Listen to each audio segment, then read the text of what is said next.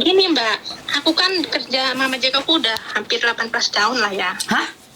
Hampir 18. Apa? Jaga kuda?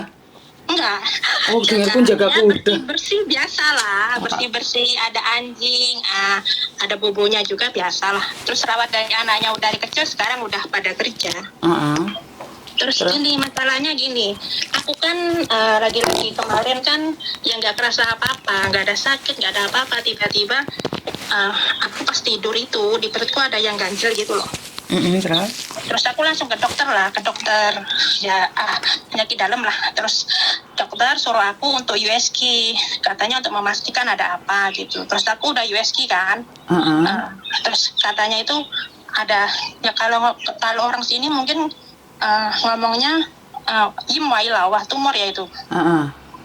Terus katanya harus dioperasi tapi nggak ganas gitu. Dia suruh aku nggak usah khawatir, nggak usah takut, biasa aja soalnya ini nggak ganas, nggak bahaya gitu. Terus aku terus ngomong majikanku tanya udah operasi aja. Terus aku langsung register ke POI rumah sakit kan. Nanti 2 minggu lagi aku ke sana ketemu dokter. Nanti kapan-kapannya kita nggak tahu kan ya, kita berharapnya secepatnya kan biar kita lega. Terus masalahnya gini aku kan ada asuransi dari majikan kan, biasanya setiap kontrak baru kan dibeliin asuransi cuma 1.300. Lah, itu aku dari dokter pertama itu, aku bayar itu 400 pakai uangku sendiri. Terus yang USG itu, aku habis 1.000 lebih lah. Itu ya pakai uangku sendiri. Terus aku hasilnya udah keluar, aku ke tempat USG ke dokter lagi, itu bayar 400 lagi, hampir 2.000 lah kalau itu total ya. Terus aku kan ke dokter kan bulan kemarin tanggal 20-an akhir kan. Terus aku langsung kirim surat notanya dari dokter ke kantor asuransi, tapi belum sampai sekarang nggak ada surat balasan atau gimana, nggak tahu. Terus yang terakhir itu juga aku kirimnya bulan ini awal lah. Tapi sampai sekarang juga nggak ada konfirmasi. Kan aku penasaran kenapa kok lama gitu loh. Terus aku kemarin masuk di websitenya asuransi aku itu, aku cek kan ada historinya kan, riwayatnya kamu sakit tanggal berapa, terus gini. Lah, yang dokter pertama sama terakhir itu udah diproses. Tapi yang di 1.000 lebih itu kata aku mungkin nggak diklaim itu atau gimana, itu belum diproses. Soalnya majikanku itu cuma belinya 1.300, sedangkan aku ke dokternya melebihi itu gimana Mbak? Oke, satu hal, sakit ditanggung majikan, berapapun itu biayanya. Ini yang pertama. Dan yang kedua, tentang asuransi, sebenarnya nggak peduli asuransi dengan harga berapa ya, karena nggak ada hubungan dengan kamu. Yang penting adalah semua asuransi kalau diklaim itu majikan ya harus bayar balik ke kamu. Jadi kalau asuransi kan biasanya kalau kita sakit nih, kalau yang murah dulu pembantu saya itu cuma 1.200 satu bulannya. 2 tahunnya, 1.200 satu tahunnya. Jadi waktu dia sakit kalau ke dokter kan sampai 400 nih. Tapi kan dari pihak asuransi cuma balikin ke aku 200. Otomatis kan aku nambahin sendiri 200. Jadi mau tidak mau memang harus kembaliin ke cecenya 400 saya pribadi. Jadi dari pihak asuransi cuman balikin 200 dan akhirnya saya nambahin 200. Nah, dari situlah saya belajar bahwa memang satu hal, kalau beli asuransi yang murah klaimnya kan yang memang sedikit. Tapi kan saya sendiri nomboknya banyak. Nah, kenapa di Mbak Siti, di pembantunya mertua saya beli yang mahal? Karena memang klaimnya juga banyak gitu loh. Jadi klaimnya sedikit atau banyak itu sebenarnya nggak ada hubungannya dengan kamu sayang. Jadi kamu tetap minta sama majikan. Jadi bukan kamu sendiri yang ngirimin, itu urusannya majikan. Soalnya gini Mbak, majikanku kan sekarang di luar negeri, udah lama nggak pulang. Soalnya terus itu semua kan aku yang ngurus, biarpun aku sakit kemana-mana sendiri nggak apa-apa lah. Aku udah tahu mana-mana, makanya udah mandiri nggak apa-apa. Cuma kan setiap aku ke dokter, biasanya dari itu ya dulu itu ke dokter, terus resipnya aku kirim ke asuransi. Mungkin seminggu itu aku dapat balasan, nanti itu ceknya aku serahin ke keluarganya, siapa itu dia ambil uang di situ. Tapi ini masalahnya aku yang tahun kemarin bulan 12 sehabis Natal itu aku meriang, terus ke dokter itu cuma habis 360. Itu notanya udah aku kirim ke asuransi. Sampai sekarang aku nggak dapat balasan, ya nggak dapat ganti dari majikan. Katanya majikan ngomong kamu tunggu dulu surat dari asuransi, kalau udah datang baru aku ganti lah. Sampai sekarang nggak datang. Aku tanya dia katanya suruh kamu tang sini kartu cash ya. Itu nggak tahu gimana. Karena masalah. memang seperti yang jelaskan itu adalah tanggung jawab majikan. Jadi bukan tanggung jawabnya asuransi. Jadi asuransinya murah itu urusannya majikan. Kenapa asuransi ada yang mahal, ada yang murah? Kelebihannya apa? Kalau sakit, kalau nggak sakit sih nggak ada masalah ya. Karena saya sendiri sudah ambil beberapa cece dengan asuransi murah atau mahal. Karena itu saya satu keluarga itu memilih asuransi yang mahal, dipakai atau tidak. Kalau nggak dipakai ya alhamdulillah, kalau dipakai ya masalah. Masalah artinya adalah sebenarnya cecenya lagi sakit. Tapi seandainya nggak dipakai ya syukur, berarti cecenya sehat. Jadi kita sekeluarga itu beli asuransi memang yang mahal. Karena cover kanker lah, tumor semuanya tuh di cover, dan berapa harganya itu juga lebih mahal. Karena harapan kita adalah cecenya sehat. Jadi apa bedanya 1.200 sama 2.300? Ya jelas bedanya besar, 1.000 lebih. Tapi kita memilih yang mahal karena apa aja yang termasuk di dalamnya itu kadang-kadang kita nggak bisa menduga gitu. Iya, benar. Terus kemarin aku tanya agent juga ngomong, ini bukan urusan saya, soalnya majikan kamu belinya itu di luar kita, kantor dia. Jadi kamu ya kamu ngomong ke majikan gini-gini lah gitu. Iya memang. Yang beli aja nggak ngurusin, apalagi agentmu yang nggak tahu. Jadi terus, kamu ya tetap mintanya sama majikan. Gimana saya? Itu majikan gua agak pelit sih orangnya, biarpun aku ikut sampai tua di situ, dia juga agak pelit. Ya sebenarnya bukan masalah pelitnya, nggak apa-apa, tapi tanggung jawab dan hak aja sih yang benar. Nggak perlu kita dikasih lebih sebenarnya. Yang penting mereka bertanggung jawab. Kita kan ya udah ikut dia, rawat anak dia dari kecil, udah sekarang udah kerjanya sedikit aja lah, peduli nggak apa-apa. Kita juga nggak mau sakit ya kan, Mbak. Tapi ya itulah Mbak yang saya katakan, cinta di atas kontrak. Mau tidak mau, suka tidak suka, diakui atau tidak. Itu orang Hongkong stylenya kan gitu. Iya, emang don't care mah. Jadi kalau kita ngarepin terlalu banyak itu kitanya yang sedih malah. Harapan kita terlalu tinggi. Iya benar. Tapi udahlah. Terus aku nunggu aja nanti 2 minggu atau nggak ada klaim, nggak tahu ini gimana lagi. Ya kamu minta mama majikan karena klaimnya terlalu tinggi Mbak. Itu saya rasa 1.000 itu nggak akan dikembalikan karena seperti yang saya katakan dalam 1 bulan itu mereka itu cover berapa kali atau berapa dolar aja. Jadi nggak sebanyak itu, nggak mungkin itu 1.000 kembali, saya bisa pastikan tidak mungkin. Oh, berarti dia gak mau ganti 1.000 yang 1.000 lebih itu ya? Saya rasa kalau memang yang asuransimu cuma 1.300 itu kayaknya enggak sih. Oh. Setahu saya ya, pengalaman orang beda-beda. Setahu saya aja. Berapa dia mau bayar juga sih. Nggak tahu Mbak, prosentasenya kan kamu beli asuransi yang model seperti apa, plan A, plan B, plan B plus, plan A plus, kan kita nggak tahu. Dan masalah asuransi jujur karena bukan bidang saya nggak berani komen banyak. Tapi saya sebagai pengguna asuransi, saya tahu. Kalau yang murah itu covernya dikit, ya kalau yang mahal covernya banyak, itu aja. Oh, oke. Terus itu aku kalau mau operasi di PO itu kira-kira pakai biaya atau enggak? Loh, biaya kan tetap harus bayar, Mbak. Itu kan rumah sakit. Tapi kan ntar kamu klaim lagi ke asuransi. Bayar wajib. Iya. Tapi kan ntar diganti. Oke. Soalnya dokter pun juga ngomong gak usah takut lah. Misalnya mama tuh mesti. Ya kita kan sebagai cewek kan ya takut lah. Mana ada orang sakit gak takut dokter ini. Betul. Ya semoga ada klaim dari asuransi lah. Tapi tertinggi saya bisa bilang nggak mungkin deh. Kalau sampai 500 ke atas tuh nggak, majikan yang harus ngasih kamu. Makanya resitnya kamu harus punya kopian.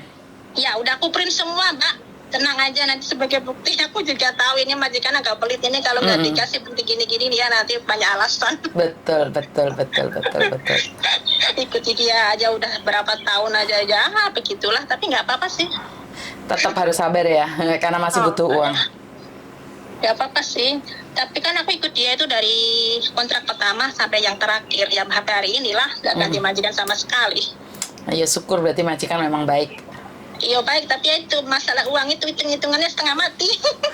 Wajar, perempuan kan hitung-hitungannya kan matematikanya pintar mah. Belajar sama dia itu ditanyain, aduh masya Allah. Ada yang lain lagi? Enggak, Mbak, makasih ya. Makasih ya. Makasih, Mbak ya. Ya, Assalamualaikum. waalaikumsalam. Oke, terima kasih Mbak ya, pagi-pagi sudah muncul. Kemarin saya sudah mengumumkan ya kalau jangan datang ke rumah saya dulu. Bagaimanapun alasannya, kalau bisa telepon dulu sama admin atau telepon saya dulu. Kalau nggak diangkat, berarti kalian jangan datang. Sebenarnya kejadian ini sudah berulang kali saya tidak expose. Saya sudah berulang kali ngomong sama kalian secara pribadi mungkin. Jangan rame di depan rumah saya, jangan duduk di rumah tetangga saya, jangan ngebel rumah tetangga saya. Jadi karena saya sudah sebenarnya sudah ngomong itu agak lama ya Mbak ya, saya sudah mengatakan itu sangat lama sekali, tapi kayaknya tidak ada perubahan. Mbak E tetap ngumpul di depan rumah saya sambil ruame ngomong dewe. Iya sebenarnya nggak ada masalah sih kalian ngomong dewe, tapi kan masalahnya sekarang mereka komplain dan rumah saya jadi tujuan terakhir, jadi tujuan awal kaburan. Ini yang sangat saya tidak bahagia ya. Ini malah saya tuh sekarang ada rasa tidak suka kalau ada yang datang ke rumah saya. Kenapa? Kalau datang ke rumah saya sama kayak dulu minta bantuan baik-baik itu nggak apa-apa. Kadang-kadang saya tuh menjadi tujuan awal untuk kabur. Nah tujuan saya untuk membantu ini malah kayak nggak ngeh banget gitu loh Mbak. Bukan saya hitungan atau saya sadis ya. Karena sekali lagi kalau tamu di rumah orang juga, saya selalu bilang ada adabnya ya, ada adat istiadatnya. Tahu aturan gitu loh Mbak. Maksud saya ada, ya jangan terlalu pagi, sampai ada yang jam 7 sudah nyampe rumah saya. Apakah salah? Nggak salah. Tapi kan kamu tahu saya masih tidur jam 8. Saya biasanya aktivitas tuh jam 6 tuh saya bangun, terus mempersiapkan suami saya bekerja, terus habis itu saya istirahat lagi, dan jam 7 anak saya bangun, biasanya anak saya olahraga, saya masih nungguin dia pulang, masih sarapan, kita masih nyantai-nyantai. Nah, kalau kalian datang jam 7, jam 6, jam 8, itu kan masih agak mengganggu ya. Merasa bahwa tidak ada privacy sama sekali. Dan admin itu kadang-kadang jam 8, jam 9 baru bangun. Jadi kadang-kadang saya ntar saya bilangnya nggak ikhlas, bukan nggak ikhlas, tapi di hati tuh malah nggak ngeh gitu loh. Nggak gini juga kali bantu orang. Kan kalian ya juga harus tahu aturan. Dan kalau tinggal di rumah saya, ya juga tahu aturan Mbak. Pulang ke rumah itu jangan sampai saya yang menunggu kalian pulang. Jangan sampai saya harus nungguin kalian pulang, bukain pintu jam 11, jam 12. Ini zaman dulu ya, yang sekarang nggak ada, yang admin sekarang nggak ada. Cuman kan sayanya jadi nggak ngeh bantu orang. Kadang-kadang kan, makanya kita lebih baik pakai telepon aja. Bukannya saya marah, tapi gimana ya, merasa sedikit terganggu, privacy sedikit terganggu. Karena jadinya terpisah nih, anak saya di bawah, saya di atas untuk sarapannya, karena saya sambil makan sarapan ngobrol sama kalian. Saya terima konsekuensinya untuk menerima curhatan, cuman iya ya, aku ngomong ini kok kalian tersinggung, aku ngomong ini kalian tidak suka, bukan ya, bukan di situ ya.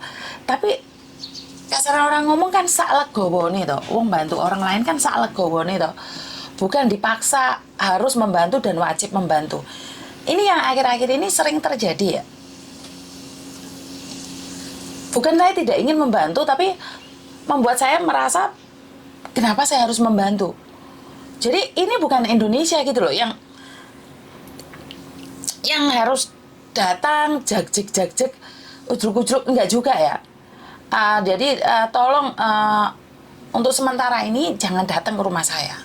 Memang saya mohon buat kalian semua, sementara ini aja jangan datang ke rumah saya, karena saya tidak ingin masalahnya terlalu dempet dengan masalah yang kemarin.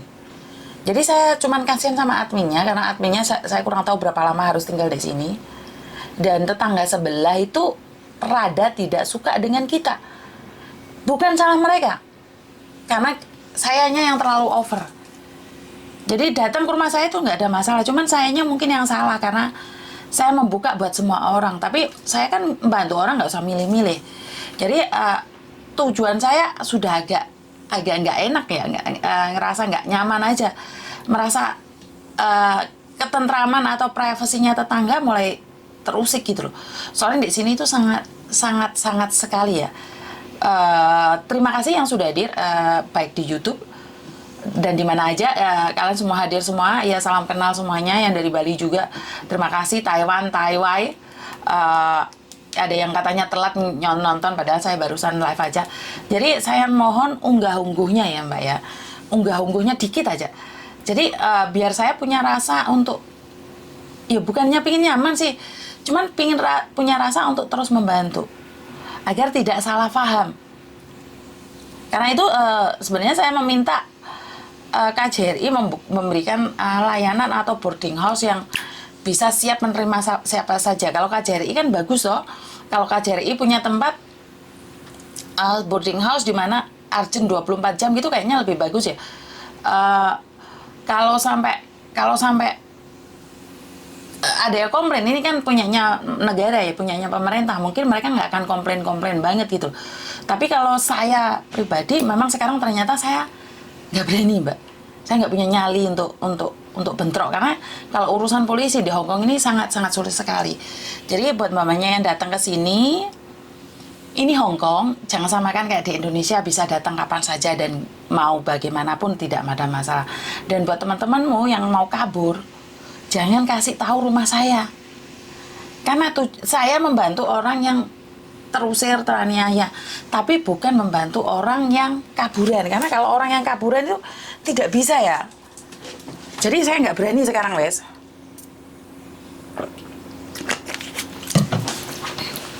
Terima curhatan saja, Mi, solusi tidak usah menampung sebab anak-anak sendiri nggak tahu diri.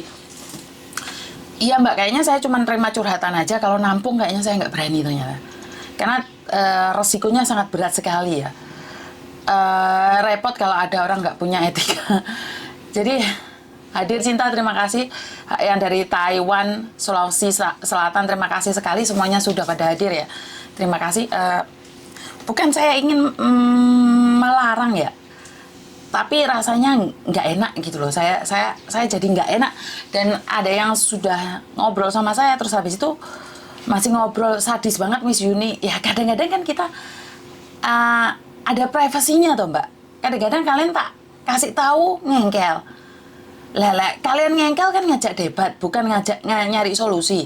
Dikasih tahu ngajak debat. Terima kasih yang sudah hadir ya. Saya tidak bisa menyebutkan satu-satu, tapi kalian adalah orang-orang hebat di belakang layar saya. Tanpa kalian sampai sekarang saya bukan siapa-siapa. Dan untuk pengetahuan teman-teman semuanya, apa yang saya lakukan hari ini itu saya tidak ada maksud sama sekali ingin menjadi viral ya. Seperti yang saya katakan bahwa saya mengalir apa adanya, ada nak curhat apa, saya cuma ngomong apa aja. Jadi nggak ada tujuan untuk viral ya. Sebagian dari kalian mungkin berpikir, Miss Yuni viral enak nih. Enggak kok. Saya pribadi kalau saya rasa sudah tidak sejalur, saya juga akan mengundurkan diri kok. Contohnya apa? Banyak yang perdebatkan dan masih tetap banyak yang mempertanyakan korban garangan emangnya kalau ditangkap mau dinikahin semua. Itu ada yang ngomong kayak gitu sama saya. Anda lupa tujuan awal saya bahwa saya tidak peduli orang seperti apa dan bagaimana. Saya cuma bilang sama kalian semua bahwa tentang garangan itu, kalaupun tidak bisa ditangkap, kalaupun tidak bisa diadilin, tujuan kita bukan masalah kesananya ya. Cuman berharap dia tidak melakukan lagi itu loh. Utakmu dedel loh Mbak. Rumah saya utakmu dedel banget ah. Kalau memang kalian bilang nggak ada pengacara yang mau, dan kalau nggak ada hasilnya dari apa yang kita lakukan, nggak apa-apa. Setidak-tidaknya ke depannya itu nggak ada orang dibohongin lagi. Ini yang pertama. Dan yang kedua, tidak ada perkawinan sedara. Jadi ini saya mulai dapat kritikan, katanya saya star syndrome lah, yang katanya saya itu sudah di luar jalur. Lah jalur saya jalur apa?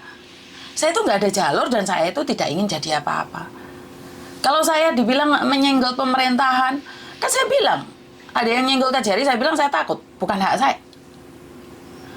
Gila, saya itu cuma nerima curhatan, saya itu nggak arahnya kemana-mana kok. Saya tampung. Apakah ada solusinya? Kan nggak seharusnya ada solusi toh. Wong saya dengarkan curhatan kok. Lah kamu yang maha hebat dan maha dahsyat yang ngasih solusi toh.